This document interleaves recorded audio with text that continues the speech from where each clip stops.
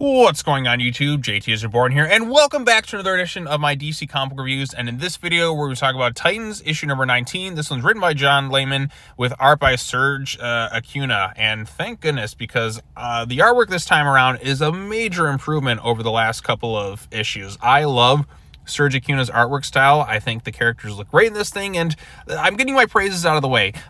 So again, this one's kind of starting almost a little bit of a fresh arc. We got finished with kind of the Clock King thing, but they're still kind of laying the foundations. You know, Slade's kind of moving the different pieces in the background to kind of take down the Titans, working with different villains and all that. And we see kind of some of that going on within the pages of this issue. But it honestly starts out not really feeling like a Titans issue. It feels kind of like a Justice League one. You see that mysterious guy right there in the hat. Turns out later on in the issue, he is Psycho Pirate in disguise. Again, full spoilers ahead for this thing. And Killer Frost is off there, and with the whole emotional manipulation stuff going on, she's feels like she's unwelcomed everywhere else, and eventually she just kind of snaps and is like, I'm destined to be the villain. There are a few things I didn't care about within this issue. For instance, we still have the whole thing of Raven unable to control her other half or whatever because she fused together, and she was perfectly fine during the pages of Absolute Power. She was fine during the pages of Titans at the very end of that arc where she finally came to terms with everything. Granted, Gar had to be the one to tell her because Raven can't do anything on her own. But still, she was in control of everything. Now all of a sudden, after all this stuff, she's having trouble with her emotions. Now, when they had the Psycho Pirate reveal, I was thinking, oh, so he's the one who's really been kind of changing her. That's why it seems that's why she's going through all this stuff. But no, she's really been going through that. And he's only just going to add fuel to the fire. That's kind of one of Slade's plans. And of course, there is one moment here where Roy kind of talks to Donna and Dick about how Rachel is just kind of unstable at the moment, should probably be kept inside until her emotions are in check. But then again, we get a moment like this too, where he talks about it, and Dick is like, Gar says because her personality split up for an extended period of time, she's having a hard time now balancing conflicting emotion. He says he's going to help her work through it because Raven can't do anything on her own without Gar there to kind of go through this. And also, aren't you an entire team? Shouldn't you all be working through it? Why does it just have to be Gar? See what I mean? Like I said, Raven's she can't do anything really without Gar anymore. She just can't escape the guy. I'm sorry, that thing just grades me a little bit, but there are still some cool Raven moments in here. And of course, she just happens to be listening in when Roy's kind of calling out all this stuff about her. Just I'll just go back inside. Like I said, Serge Acuna's artwork, man, looks great. All the characters look fantastic in this thing. Raven looks so much better than what she did beforehand.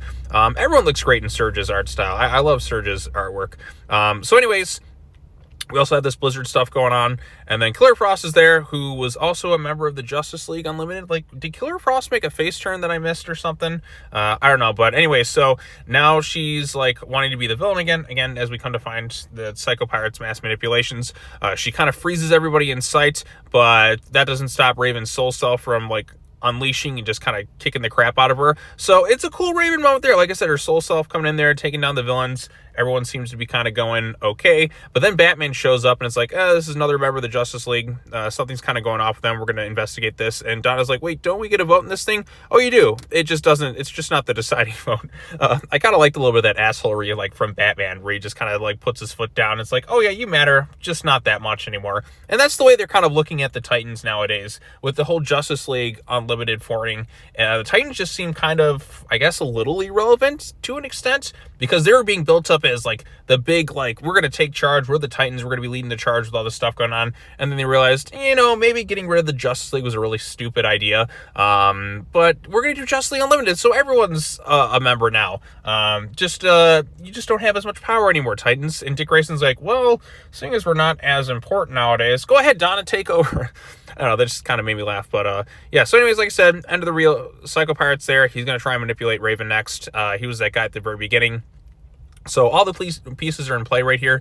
I'm kind of curious, how did he just I'm going to go after Killer Frost, or unless it's just something he's kind of planning just so the Titans just happen to be in the area. But yeah, so Raven's emotions are out of control right now, not fully. She doesn't have them all grasped.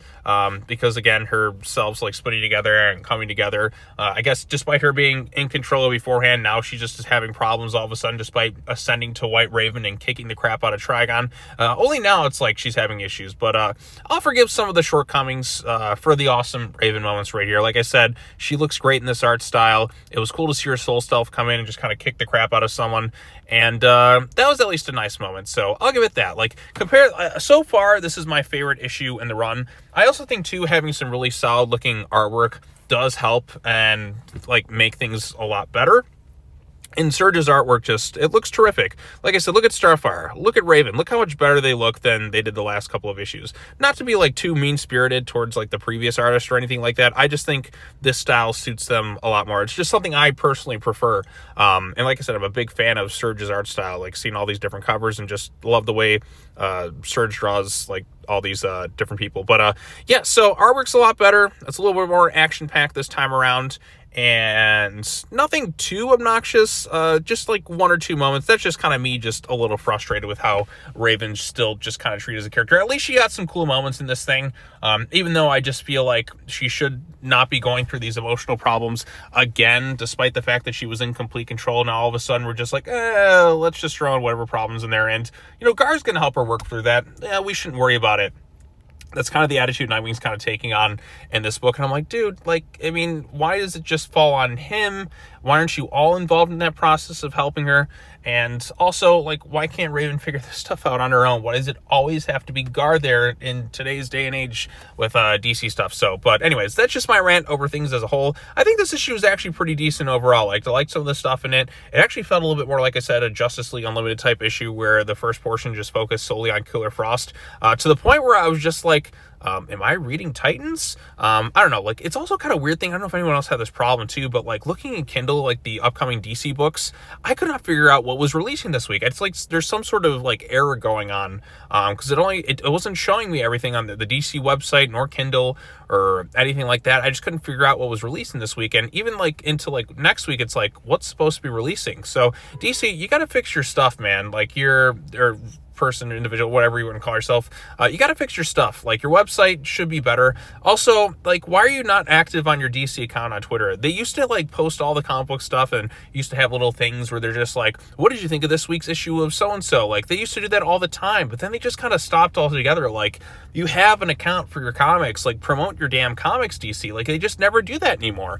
Like, I mean, I'll take the internship. Like, it'll be fun to kind of post stuff and talk about the weekly comics and get the fans kind of engaged and all that too. I guess they have the Discord for that, but like, come on, like, post your stuff anywhere. Like, it's a little frustrating. But anyways, I'm going off on a way too wild tangent. I actually thought it was a pretty decent issue overall, despite some of my hiccups with the way Raven's handled in some ways. At least she got some cool moments in there. At least the artwork is majorly improved from what we got beforehand. And Batman being kind of an asshole was a little bit funny. And like I said, you have Slade and all that. Like, Slade, I don't really take too seriously as a character anymore. They need to kind of like really kind of build him back up again. He just feels like kind of an afterthought. It's like I'll go with a weird Dragon Ball comparison. It's like when Frieza was defeated, like, at first, then we just kind of have Frieza showing up again in, like, some of those other, like, random, like, DBZ spin-off movies. Everyone's already ascended to, like, Super Saiyan 3 and all that other stuff. Frieza was beaten as, like, Super Saiyan 1 level, and just, you have to kind of level the character up before you can take them seriously again, which they work towards in, like, Dragon Ball Super, but, like, when you, before those moments, like, Frieza was just, like, not really that threatening at that point. Like, by the logic of, like, a transforming into a Super Saiyan, like, Goten and Trunks, like, as kids could have beaten, like, Frieza in the Namek Saga at that point. So, yeah, like I said, you got to really kind of take your time. You got to really build Slade up as a serious threat anymore, because he's kind of just been treated a little bit more, like, or so as a joke for a while. And he was a big threat in Dark Crisis and just kind of vanished for a while. You got to really build Slade up again, really make him, like, a truly menacing monster. Like, here it feels like, okay, we're just kind of doing some things we've done before in the Titans book. But like I said, nothing downright awful or anything like that right now. I know I've kind of, like, rambled on about all sorts of different things in this thing, but I genuinely did think this is the best issue in this run so far. For me personally, I kind of liked it, even though I have some of my gripes about just the way certain things are handled so far. Like I said, at least the artwork is really solid. At least Raven gets some cool moments, and yeah, like nothing downright terrible aside from my little, like I said, little nitpicks and kind of gripes with it as a whole. So, but that's just kind of like overlong frustration built up from, like, you know, the last couple of years with DC and just the way the Titans have been handled, and Raven in particular. So I'm a big Raven fan, as a lot of you can probably tell. Like, I want to see her really at the forefront of things. I'm tired of just the way, like, certain things have gone with her character. I'm tired of repeating the same storylines over and over and over again. Like, I want to see some really cool, new, interesting stuff with her own sense of agency again. So without being like totally helpless or weak or pathetic or needing somebody else to explain her powers or something like that. But yeah, but this issue as a whole, like I said, pretty decent overall. So what did you all think of it? Post your comments down below. Be sure to like this video, share it with your friends, subscribe to the YouTube channel for more content, hit that bell for notification, all that other fun stuff. I have like one or two DC comic books that I want to cover maybe by tomorrow. Got another after the movie coming out, so there's definitely some stuff I want to talk about. So look forward to all those. I gotta check to see if it like actually hit my Kindle, Comixology or whatever it is anymore.